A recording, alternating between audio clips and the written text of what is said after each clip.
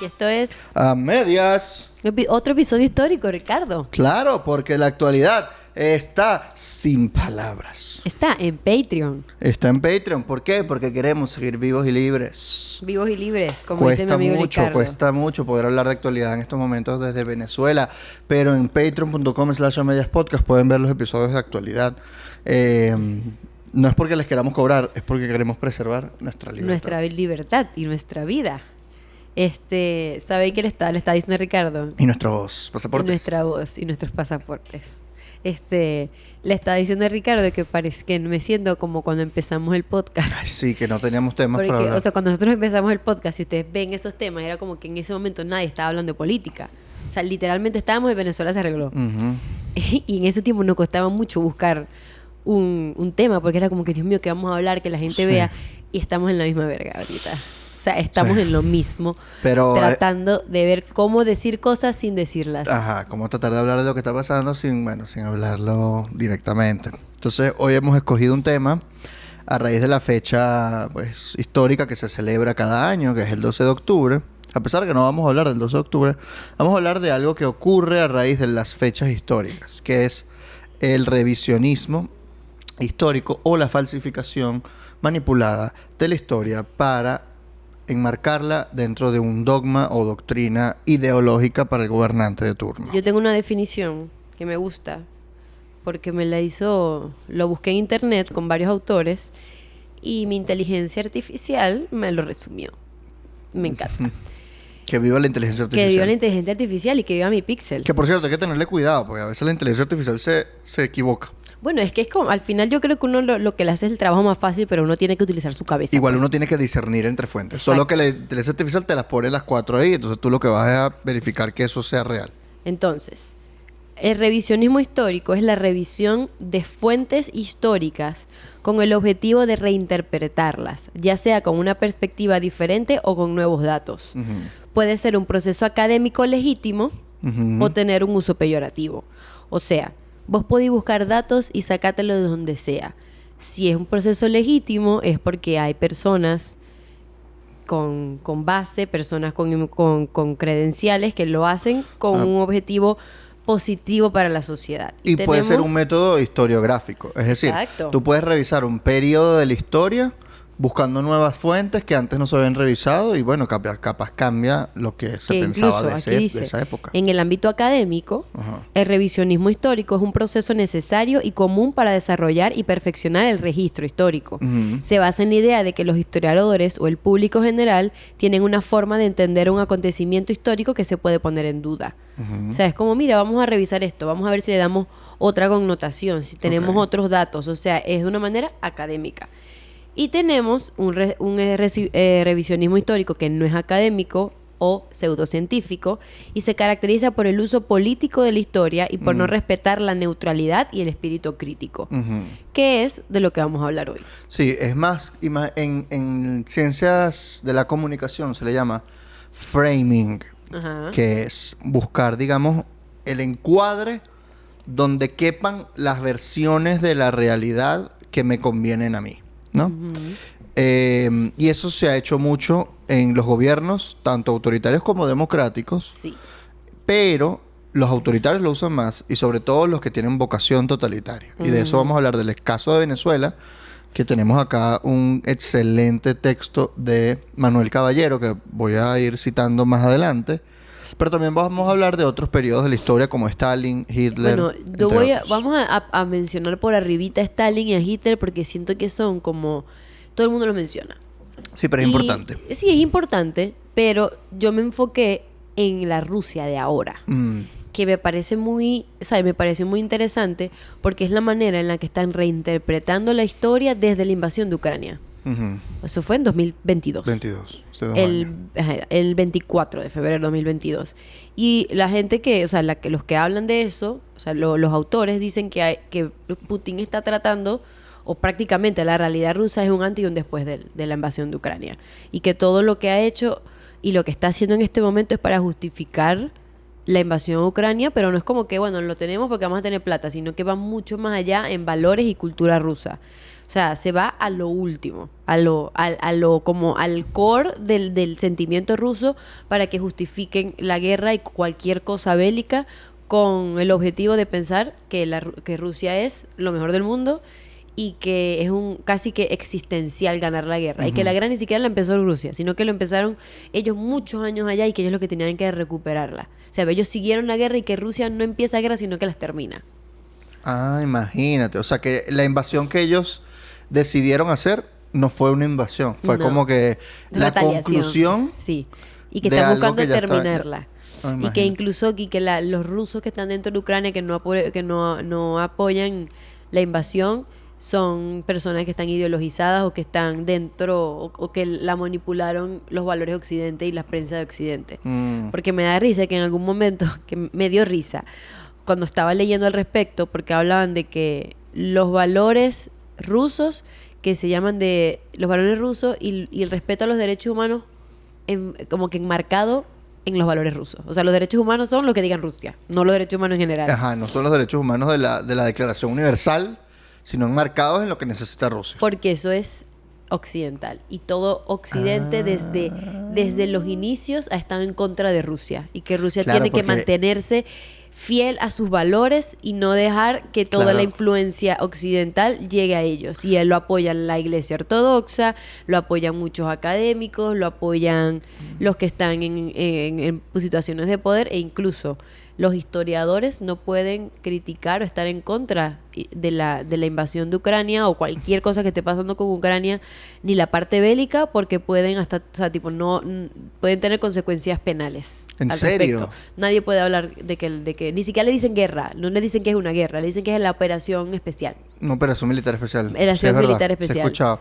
O sea, que si ni siquiera historiadores, o sea, te entiendo que esté censurado el tema si eres periodista, si eres bloguero, si eres activista de derechos humanos. Quien sea, nadie puede Claro, hablarlo. pero si eres historiador tampoco puedes hablar del tema. No puedes hablar del O sea, no tema, puedes lo tienes contradecir que la evadir. versión oficial. No, incluso, eso ahorita se los voy a dar más específico, pero en 2011 el ministro de Cultura se doctoró, entre comillas, porque la gente dice que plagió y vaina, como historiador. Mm. Se creó una comisión presidencial para estar en contra de la falsificación histórica. Entonces solamente la historia es la que está aprobada por la comisión, que está presidida por el ministro de Cultura. O sea, que la historia oficial literalmente es aprobada por el gobierno de Putin. Y tienen años en eso, o sea, ni siquiera, ¿sabes? Por eso la gente dice, o los historiadores y los que están analizando el gobierno ruso dicen que la invasión a Ucrania, incluso la de Crimea, eso no es algo que pensaron ahorita, ¿sabes? Sino es que tenían rato y estaban preparando a la población todo el tiempo Para eso. para que apoyen las movidas militares, incluso, y es algo que dicen, porque tú tienes que preparar a la gente que esté dispuesta a enviar a sus hijos a la guerra y que se mueran, ¿no? Entonces están como haciendo un brainwashing a que esto es lo mejor e incluso están imprimiendo libros para los niños para decir por qué las sanciones occidentales son buenas para Rusia, porque eso permite que ellos mismos sean los que se, ¿sabes? Como que se mantengan económicamente a pesar de los occidentales. O sea, que se lucran de las sanciones occidentales. Por ejemplo, países como Irán o sea, es otros países es como un que país otros caribeño. países que están sancionados y tienen sanciones económicas, es como si dijeran que esas sanciones son buenas para nosotros. Claro, porque evaden las sanciones a través de esa banca rusa, etcétera, ¿no? Y dicen que son buenas, dicen son buenas para nosotros y hay como ¿Qué tal? muchas cosas que me llaman mucho la atención. Lo cual porque- es importante para evaluar cómo funcionan las sanciones también como mecanismo de presión a este tipo de regímenes. O sea, capaz las sanciones ya no son tan efectivas o no son efectivas. o no lo son, que podemos entrar ahí en otro contexto de la comunidad internacional y los mecanismos de la comunidad internacional, pero me llama la Hay que evaluarlo, atención pues. que la narrativa de Putin no es son malas y Occidente nos está dañando, sino es como que no, nosotros somos increíbles. Y esas Es que sanciones Rusia siempre ha tenido una narrativa de ese tipo, o sea, que él y superpotencia, incluso, etcétera. incluso lo que también me llamó la atención es que la primera vez que se habló como que de esa soberanía de Rusia y en contra de Occidente, no le llamaba Occidente en ese momento, te voy a decir el año, pero fue en Ujú. 1800 y algo, o sea, fue en, ¿qué te voy a decir? Ujú. 1869. Y fue un autor, un historiador, que fueron, o sea, incluso antes de la revolución, decía que Rusia se iba a alzar en contra de Occidente para poder llevar los valores rusos y que son los principales y los mayores y los que son reales al final, y que Rusia se tiene que mantener con sus valores sin dejar que Occidente los manchara. Entonces, lo que hace el revisionismo histórico es eso: tú buscas datos, tú buscas a alguien que haya dicho algo que te justifique lo tuyo y lo vuelves a traer a la realidad, y lo que haces es hacer analogías, que es lo que están haciendo ahorita, que Pero buscan... ¿sabes que eso lo hacía Stalin ya? Porque claro, la revolución bolchevique, que comienza en el 1917, comienza con Lenin, todo el partido bolchevique, etcétera, pero luego Stalin comienza con una operación de revisar la historia para hacerla adaptada a lo que ellos necesitaban en el momento. Entonces, lo que hacían era buscar episodios históricos, por ejemplo, que calzaran bien con lo que estaba pasando. Por ejemplo, esta guerra, supongamos el ejemplo de Rusia, de Putin. Esta guerra es como la guerra de hace X años, que se hizo por estas razones contra este país. Entonces, nos toca hacer lo mismo. Que incluso aquí ese tipo lo de cosas. dice, lo puso porque lo dije perfectamente, que buscan momentos decisivos de la historia rusa y compararla ahorita para justificar la invasión de Ucrania. Hace lo mismo que dice Hacen exactamente lo mismo y lo puedes, incluso, o sea, lo que puedes ver es que hay un patrón en los regímenes autoritarios y totalitarios que hacen lo mismo. Hitler hizo lo mismo, Mussolini hizo lo mismo. Esto pasó hace tantos años y este es el core de nuestra civilización y esto es lo mismo que estamos haciendo, así que esto es de vida o muerte. Y tenemos que creer en que esto está pasando y que esto es necesario y que toda acción militar es necesaria, porque si no nos perdemos como sociedad y como civilización.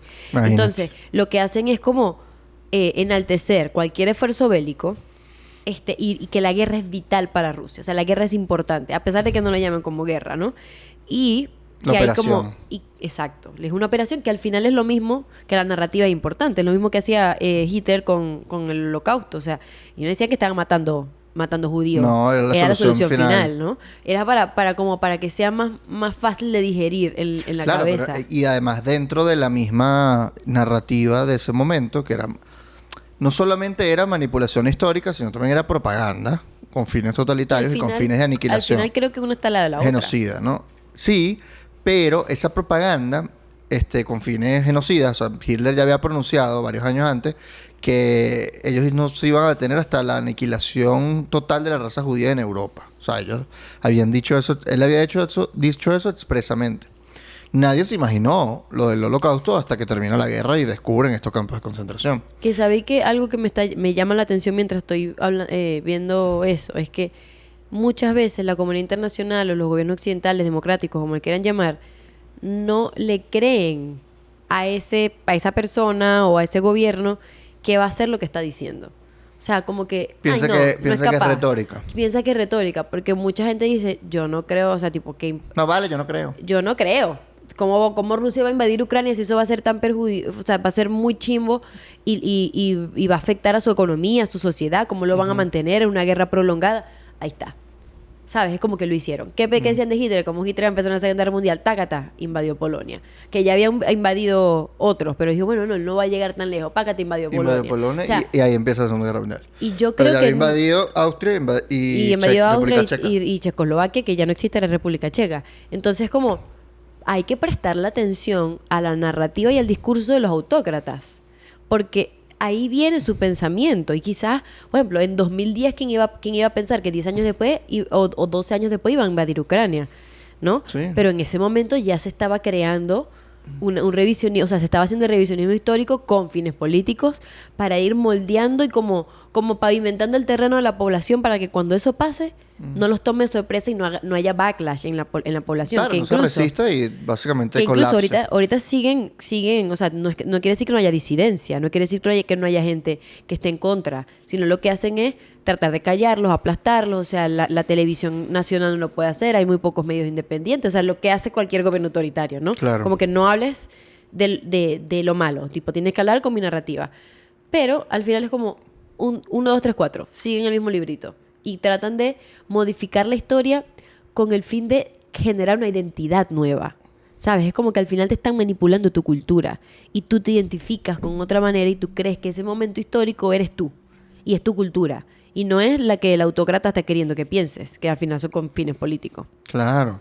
Además que en Venezuela también ha pasado esto, y esto me llama mucho la atención, pero ahora que hablas de la Rusia de Putin, yo creo que es bueno también recordar no solo lo que hacía Stalin, sino Hitler, ¿no? Ujú.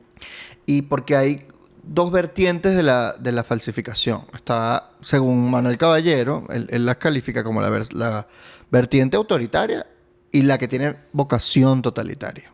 Y esto es interesante porque él analizaba algunos discursos de Chávez en el año 2001, 2002. No, o sea, estaba ya viendo vocación totalitaria básicamente el chavismo, desde el año donde todavía era popular y todavía ni siquiera era socialista, no sé, o sea, tenía como que cierta admiración por Fidel Castro y todo lo demás, pero no, él no se declaraba socialista, él se declaraba revolucionario, todavía no había ocurrido Nada. ni el revocatorio del 2004, o sea, era un Chávez muy joven y ya empezaba a ver cómo empezaba a revisar, a hacer revisionismo histórico.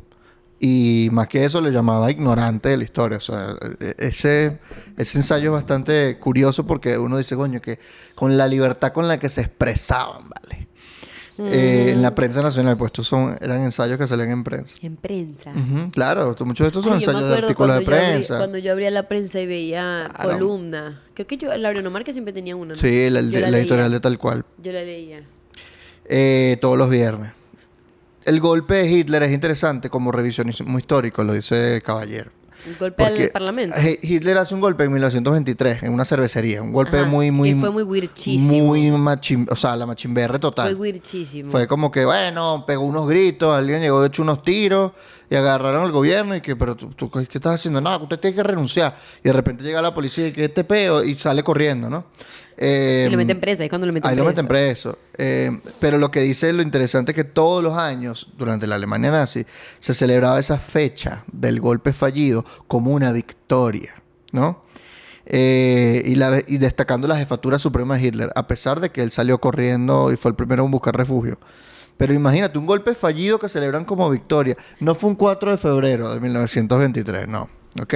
Fue otra fecha. No, él no dijo por ahora los objetivos no fueron logrados. No. Él no dijo eso. No dijo eso. Además que es cómico porque su estancia en prisión también la convirtieron en un mito. Él tuvo una estancia cómoda, él recibía cartas. Marico, él llega, O sea, él él comía recibía bien. gente. Sí, él sí, sí. recibía gente. Estaba en un cuartico casi que. Creo que conspiraba incluso desde adentro de la cárcel. O sea, él tenía una prisión cómoda. Como cierto golpista en los años 90 en cierto país. Y él lo transformó como una época dolorosa de la historia del nazismo, ¿no? Como que, ay, la prisión de Hitler, donde escribió Mein Kampf. Y toda Dios esa vaina, mío, ¿no? y- Y el gran dolor. Que incluso en el documental este que deberían verlo porque es fucking iconic. ¿Cuál? Dice el de. No me acuerdo cómo El se que yo llama. te El que recomendé. vos me dijiste. Los juicios de Nuremberg. Qué buena vaina. Netflix. Netflix, qué buena vaina. Que yo creo que no sé si eso puede ser revisionismo histórico, porque no te están dando datos te están nuevos. contarle la historia. Sí, pero hay datos que yo no sabía. Ujú. Tipo, porque hay footage Porque real. esto acaba de salir hace poco a la luz pública las grabaciones de video reales De de los juicios. a los jerarcas nazis después de la guerra. Incluso Himmler. ¿Cómo se llama? La Luftwaffe. Este tipo... Goering. Goering. No, Himmler se mató. Himmler fue el que se mató. O se entregó. I don't remember. Déjame El punto fue recordar. que uno de Estaba esos. Goering, que era el de los más... El de los más duros. Pero yo creo que era como que la mano derecha, pero él no era militar. O sea, tipo, Sí, no Himmler se comandaba, mató. no comandaba la Fuerza Aérea ni nada. Sí. Goering. Goering. Era él. El de la Fuerza Aérea, la Luftwaffe. Sí. Goering, para Luft... Bueno, anyways. Sí. ¿Por qué estaba hablando yo de los nazis? El comandante de la Luftwaffe. Que él, por cierto, queda herido en ese push de 1923 de Hitler. Que por eso casi que le Y por eso queda adicto a la morfina. Es verdad que él era adicto. A raíz de ese golpe, creo que le dan un tiro en una pierna Ajá. y queda adicto a la morfina. Es verdad, era yonki. Él era un yonki. Era un yonki de morfina, marico. Imagínate esa vaina. Bueno, el punto es que esto es algo muy interesante que dice Manuel Caballero, y es que Alfred Rosenberg, que era el teórico principal del hitlerismo, decía, sí, él le llamado hitlerismo, porque no sé si es del nazismo, tengo que ver, que la historia de un pueblo se resuelve en su primer mito. Esa es una de las frases que decía. Y Himmler, que era jefe de la Gestapo, él Tapo llevaba a policía cabo... secreta. La policía Tapo secreta. policía secreta. Y decía que poco importaba la hipótesis científica o la historia, porque todo el tiempo los científicos las andaban cambiando igualmente, y que el Estado les pagaba para que elaborasen teorías que coincidiesen con la doctrina oficial. Y eso pasaba, o sea, había doctrinas que usted tenía que comprobar que nuestra raza es superior. 1984, Ese tipo de demasiado. cosas. Sí, sí, sí. Y usted tiene que hacer cierto tipo de investigaciones científicas con este tipo de cosas. Por eso se hacían cosas tan horrorosas y como, no sé, hacer glicerina con restos del cuerpo de personas, por ejemplo. Ese tipo de cosas lo hacían. Y era un tema como que, no, bueno, esto científicamente es chévere. O sea, vamos para adelante con esto. Bueno, es que al final mucha gente dice que gracias o en consecuencia de la Alemania nazi hubo muchos avances médicos. Pero era porque, marico, vos estabas experimentando con un montón de Con gente personas. sin importarte. O sea, estabas Ujú. utilizando conejillos de India a personas. A O sea, personas. y eso no creo que sea algo que tenemos que celebrar. Tal cual. Algo que me gusta mucho de lo que propone Caballero, este libro, una belleza. Revolución, reacción y falsificación, de Está Editorial bello, ¿viste? Alfa. Bello, son ensayos. Además que Caballero escribe demasiado arrecho. Él propone 2 nuevas fechas patrias con la misma jerarquía del 12 de octubre en Venezuela. Yo te voy a decir la fecha, a qué te suena, porque lo interesante de esto es que no son fechas conocidas. Ok. ¿No? La primera es la del 21 de julio, que la propone como el Día Nacional de la Paz. Y la otra es la del 14 de febrero, que la propone como el Día de San Valentín. No, como el Día de la Democracia. ¿Por qué el 14 de febrero es Día de la Democracia? Ah, ya voy para allá. Primero voy con el primero Ajá. del 21 de julio, que ocurrió antes. Ocurrió en Ajá. 1903. 1903. Sí. Ese día fue la batalla de Ciudad Bolívar, que dio fin a la Revolución Libertadora. Ok. Pero ese fue Cipriano Castro, ¿no? Con Gómez. ¿Sé qué año fue? Gómez era el ministro de guerra de Cipriano Castro. I remember that. 1903. 1903. Entonces, en 1903, eso se empieza a celebrar durante el gomecismo, pero se deja de celebrar en el 1936. ¿Por qué? Porque ahí es cuando murió Gómez en el 35, finales del 35. Que por cierto, paréntesis aquí, Gómez también usaba mucho las fechas históricas para darse relevancia, porque él nació un 24 de junio y murió un 27, además murió un 17 de diciembre. Pero como él había nacido el mismo día que Bolívar, 24 de julio, perdón, y casualmente murió el día que Bolívar, decían como, bueno, se reencarnó. Bueno. O sea, todos hicieron lo mismo fue, con Bolívar, pues. Y fue una casualidad, claro, Guzmán Blanco comienza el culto a Bolívar. Que no es una forma de revisionismo, no lo sé. Esto está Interesante para nuestros amigos historiadores. Pero le llaman el culto a Bolívar. Germán Carrera Damas lo estudió. Entonces, en 1903 ocurrió esta batalla. Y Caballero dice que esto no me interesa como fecha que pone fin a un proceso. Me interesa como fecha que da inicio a otro proceso. Y voy a leer un poquito acá. Dice que, primero dice que el 21 de julio de 1903 estalla la paz y Venezuela se baja del caballo. Es Ay, decir, qué lindo. terminan como las montoneras, esas revoluciones del siglo XIX que yo y 500 hombres vamos y tomamos el poder en Caracas, ¿no? Entonces dice que dejaron de celebrar la fecha en 1936 porque el victorioso era Juan Vicente Gómez, que era el tipo que más nos había oprimido, bueno, había oprimido a los venezolanos en esa época, ¿no? Entonces que él sugiere que glorificar el 21 de julio de 1903 no es glorificar a Gómez, sino a los venezolanos que optaron por una paz definitiva. Y él propone que sea por eso el Día Nacional de la Paz. A partir de allí no hubo más guerras en Venezuela. Hasta el día de hoy. Entonces él lo Wow, rescataba como qué algo lindo. positivo. Que al final... había guerras civiles en España después de eso, en los años 30. O sea, había guerras civiles en muchos países. Había países en guerra y en Venezuela no se metió en guerra. No se metió en la Primera Que Guerra me Mundial, gusta eso. ni en la Segunda Guerra Mundial, etcétera. Me gusta eso porque al final le estás dando una connotación positiva, Eso es lo que él ¿sabes? hizo. Es Por una eso. connotación positiva que le da algo positivo a la sociedad. Y te daba... Y te... A ver, al Te final... da una fecha para rememorar que tiene razón, Y porque al aquí no final- hubo guerras. Y al final eso Después de eso. repercute en tu identidad nacional. Sí. Si, pues imagínate si ahorita lo estuviésemos diciendo, es una identidad positiva, es como que, marico, no Estamos somos... orgullosos, exacto, de Estoy tener orgulloso de que no somos un 120 pueblo... años de paz. Y que no somos un pueblo que está, o sea, abierto a tener guerras. Bellísimos, nos amo. Ajá. Pero durante el siglo XIX hubo un montón de guerras. Hubo muchísimos alzamientos armados. Entonces, la otra es el 14 de febrero de 1936. Ok, Entonces, Gómez muere el 17 de diciembre de 1935. ok. Inmediatamente hay protestas en todo el país. ¿Por qué? Bueno, porque la gente celebraba que Gómez había muerto. O sea, la gente salió a la calle, al final terminó la dictadura y tal. Toma poder. Bueno, aquí ocurre un peo. El hijo de Gómez uno de los hijos de Gómez quiere tomar el poder, se considera. Eustoquio Gómez, coño, no sé si es el hijo. Eustoquio. Eran primos. Eustoquio Gómez y Juan Vicente Gómez eran primos. Y él quería el poder. Entonces, tanto que dijeron, bueno, usted quiere el poder, venga y tómelo. Y murió el 21 de diciembre de 1935 en una... En una coñiza. En un peo, sí. Es una coñiza. Es que pasó sobre mi cadáver y sobre su cadáver pasaron, ¿sabes? Huevón. Y a partir de allí toma el poder el ministro de Guerra y Marina, que es Eleazar López Contreras. Entonces, en el 36 gobierna López Contreras hasta el 41. Pero en el 36 la gente sale a la calle a protestar en contra de la censura, a protestar en contra de la represión policial. Y ese día López Contreras recibe a los estudiantes, a los líderes políticos jóvenes de la generación del 28, entre otros, y como que cede a un paquete de medidas que ellos habían pedido, como libertad de prensa, alguna legalización de partidos. No legalizó todos los partidos, pero empezó a abrir puertas, ¿no? Por ejemplo, no legalizó el Partido Comunista, solo hace años después, Medina Angarita, que es el que viene después. Pero empieza como una apertura hacia la democracia poco a poco. Entonces, por eso, él dice que, si bien ese día no empezó la democracia... Empezó la transición.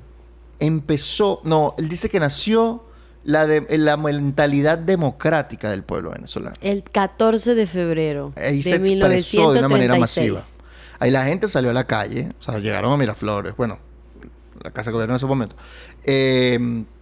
y le dijeron, mira, sí, o sea, por favor, recíbenos. Él recibió y dijo, bueno, ok, yo voy a ceder. Una semana después publicó estas medidas que muchas de ellas tenían que ver con lo que le habían pedido. Y dice, esto es algo muy interesante, él afloró la mentalidad democrática de la población, que sigue viva hoy, 2024, sigue viva. Y esto es una frase muy linda que dice, hoy cuando en la calle se oye, estamos hablando de 2001, 2002, cuando escribe esto, sobre todo a los jóvenes se oye decir que esto que vivimos no es una democracia, o peor aún, que no creen en la democracia, lo hacen sin darse cuenta de que la están poniendo por acto, de que la están ejerciendo. Lo peor no es sufrir una dictadura, sino soportarla. No tener la voluntad de cuestionar. Día Nacional de la Democracia. Él propone que ese día sea el Día Nacional de la Democracia. Entonces, esto para mí es algo muy bonito. Qué lindo. Porque revela, bueno, que cómo eran las cosas en ese momento. Teníamos ¿no? democracy privilege. En ese momento creo que sí. Yo creo que el hecho... Incluso con Chávez recién llegado. Claro, es que, por ejemplo, esto lo creo que, y pasa en muchos países que están como en declive su democracia, es que no se dan cuenta que el hecho de que tú te puedas quejar abiertamente de tu sistema político es tú estás ejerciendo democracia. O sea, y lo veo, o sea, no estoy evitando pararle muchas bolas a lo que está pasando en Estados Unidos porque me estresa. Tipo, me estresa mucho. Pero que digan, no, que no confío en mi sistema, que el sistema está mal, que no sé qué, que bolas hay que cambiarlo, y es como que, mi gordo, está bien que lo tengas que cambiar, pero no pienses que tiene que terminar. El hecho de que tú estés hablando de eso ya te hace que estés en democracia. O sea, no sabes qué es que tu sistema de verdad no sirva para ti.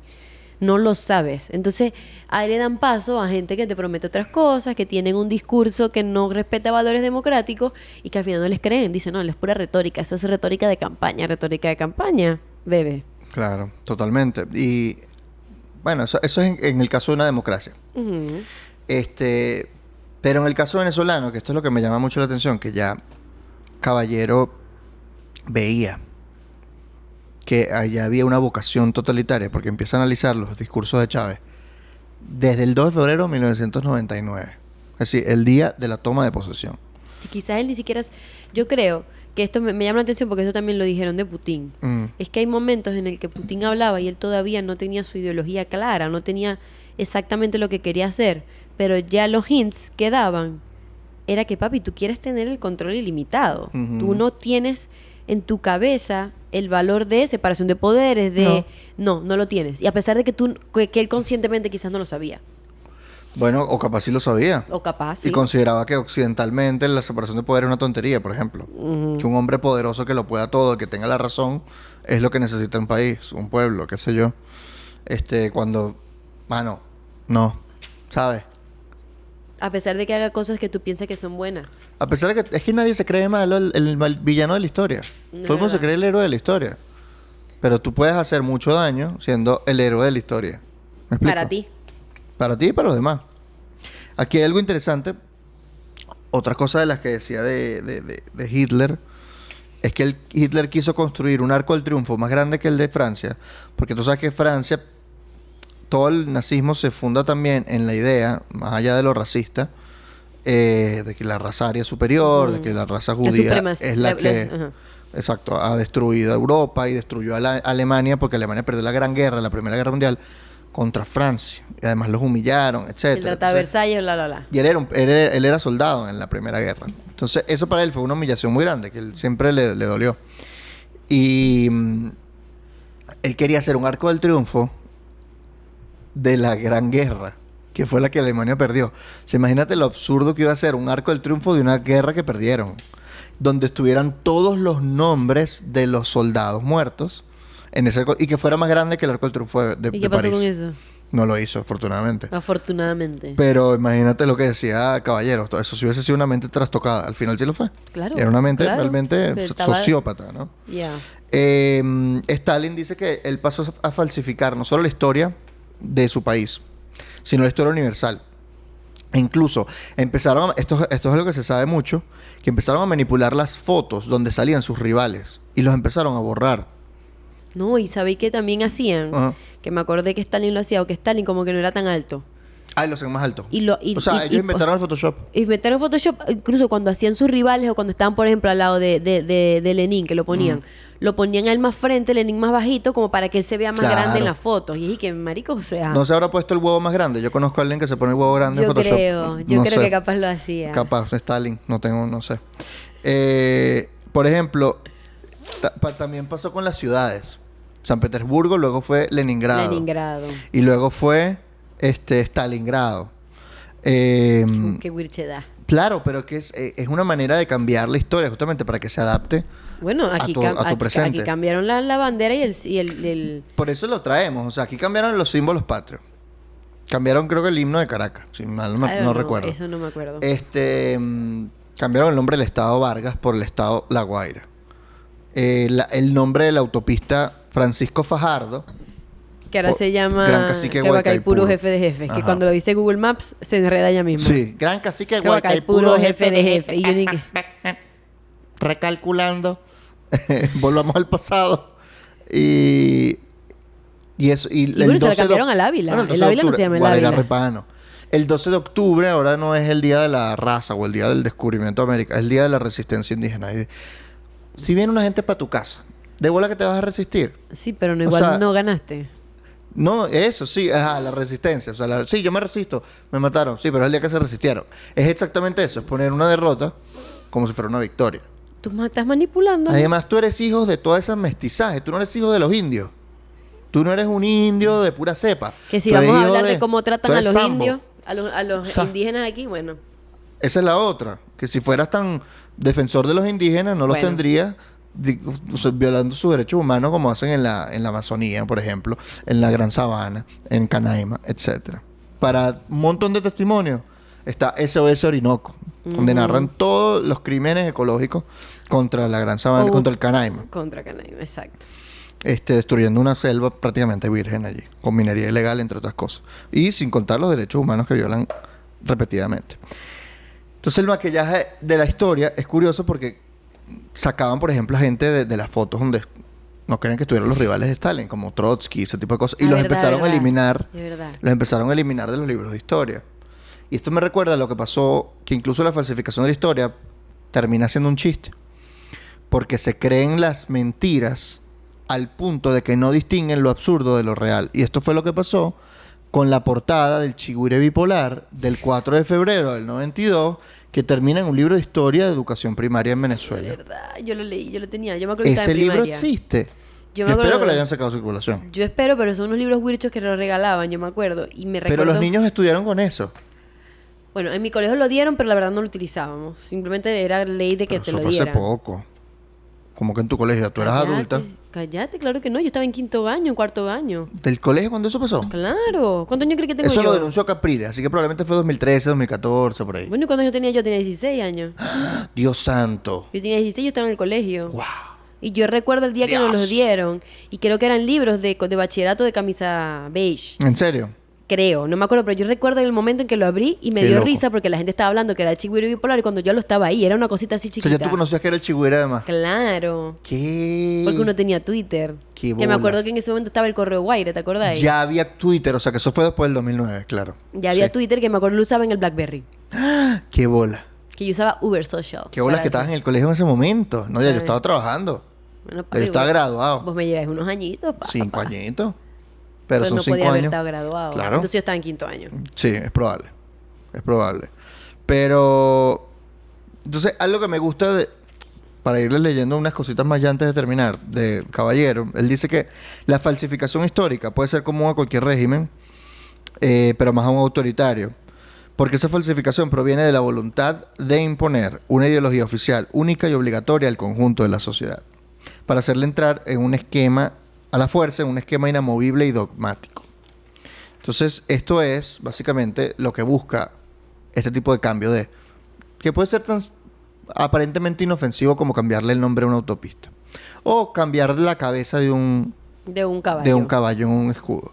Pero todo esto viene con... o poner una estrella adicional a una bandera. Todo esto viene con una idea de refundar una nación. O refundar incluso los mitos que de una nación, ¿no? Y los Entonces, mitos son importantes para sí. la cultura y para la identidad nacional, porque Sí. al final eso impacta en tu conducta, en lo que haces, en lo que piensas, en cómo, en tu relación con el sistema político. O Totalmente. sea, eso tiene impacto grande. Y eso, por ejemplo, ahorita contradecir a Bolívar sería terrible, ¿no? O sea, te meterías en un peo, te dirían que eres un traidor a la patria. Yo no Si- soy fan de Bolívar. Si tú llegas a decir Bolívar fue un tipo tiránico. Los últimos años de Bolívar, él proponía Muy para pensar. una presidencia vitalicia. Muy para pensar, mi amigo Que, Bolívar. oye, yo creo que Putin dice, oye, me cae bien Bolívar. Yo también creo que le cae bien Bolívar. Y que al final, ¿qué es la reelección indefinida que propuso Chávez en el 2009?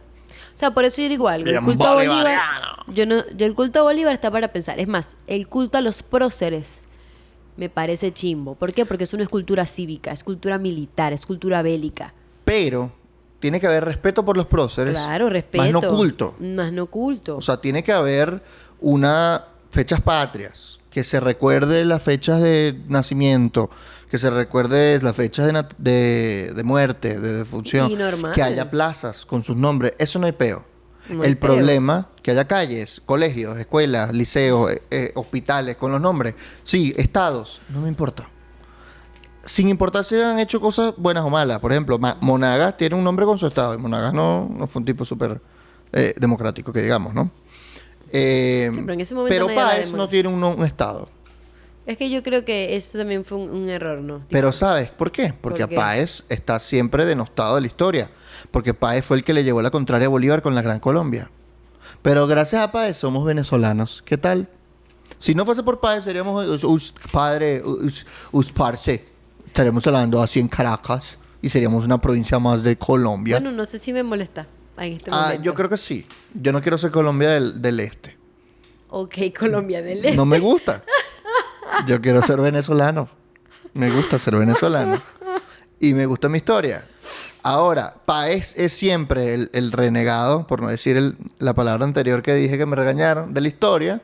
¿Por qué? Porque le llevó la contraria a Bolívar.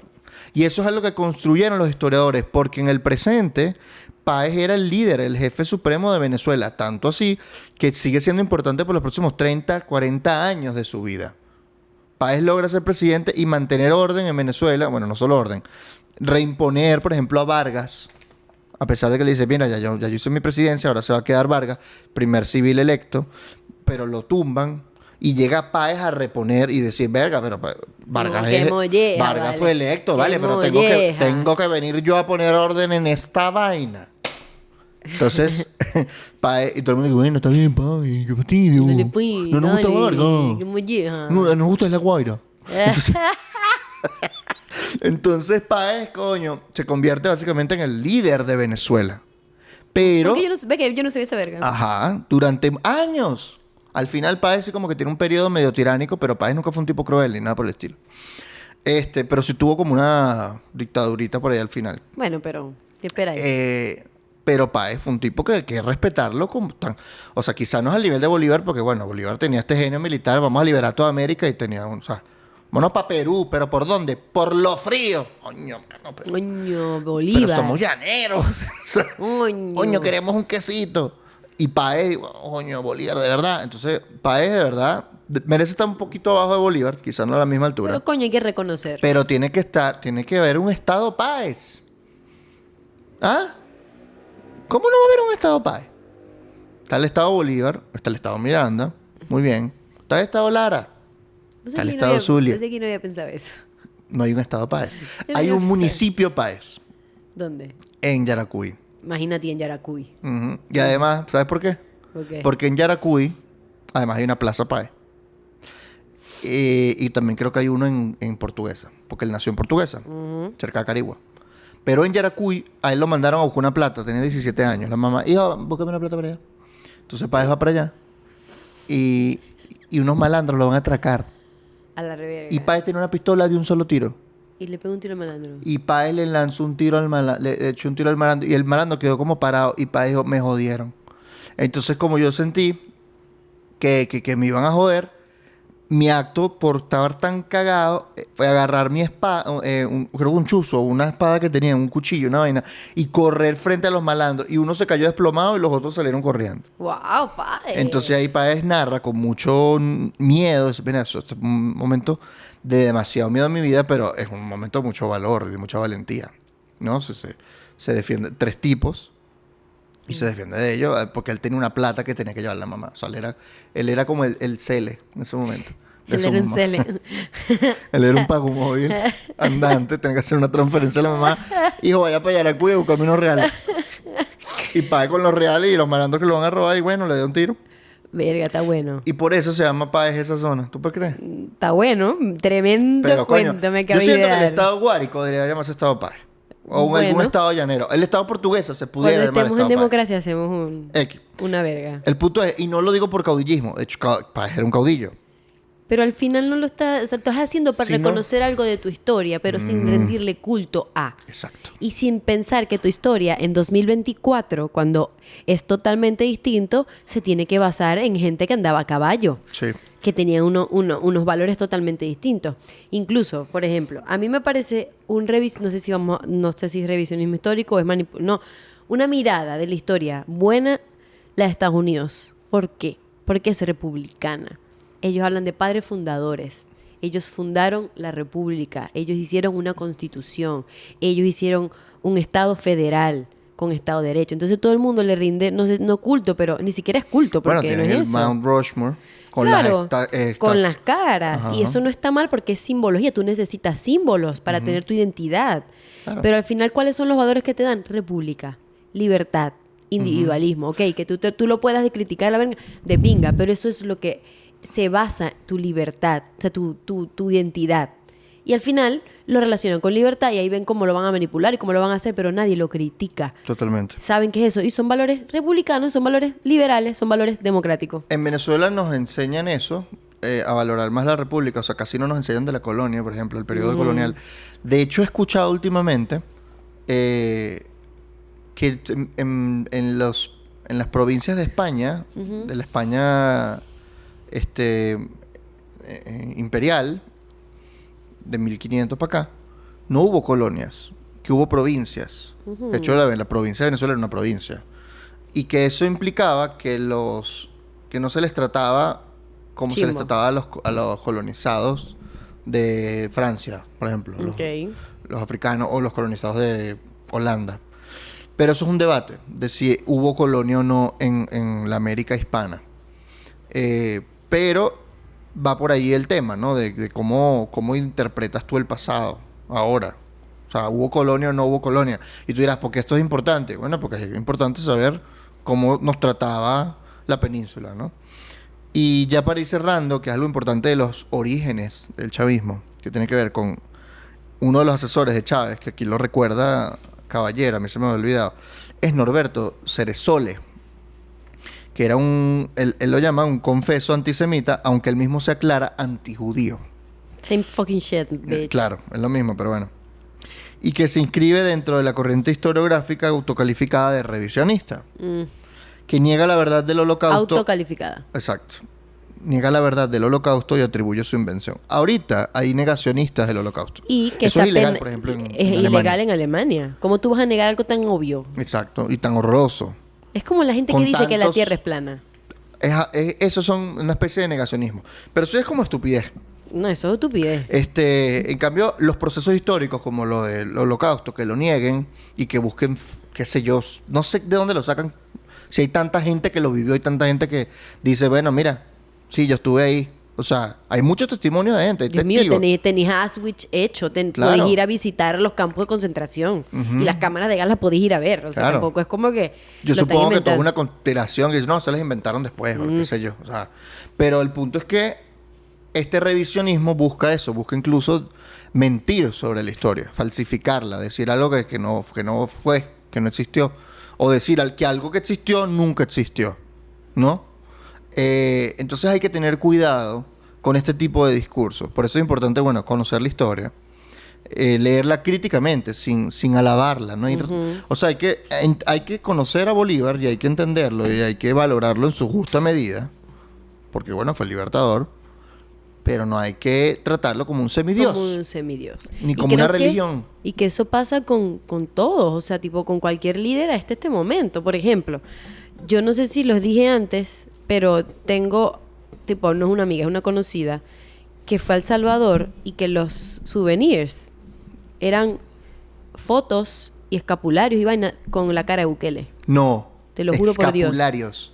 Escapularios, Qué bola. fotos, vainas como si fuese una religión. Y dije, marico, esto no lo puedes hacer con ningún tipo, con ningún líder, con ninguno. Ni que sea Simón Bolívar, ni que sea el presidente que tienes ahorita. Siempre venden souvenirs con las caras de los presidentes, pero que sea religioso es otro peo. O sea, yo he visto que venden como muñequitos de Trump. O los cagatíos en España. ¿Sabes qué son los cagatíos? No. Los cagatíos son son los que te traen los regalos en el 6 de enero allá, que es Ok. como Navidad acá. Ok, que el Día de los Reyes, pues. El Día de los Reyes, aquí es el 25 de diciembre. Allá te traen los regalos el Día de los Reyes.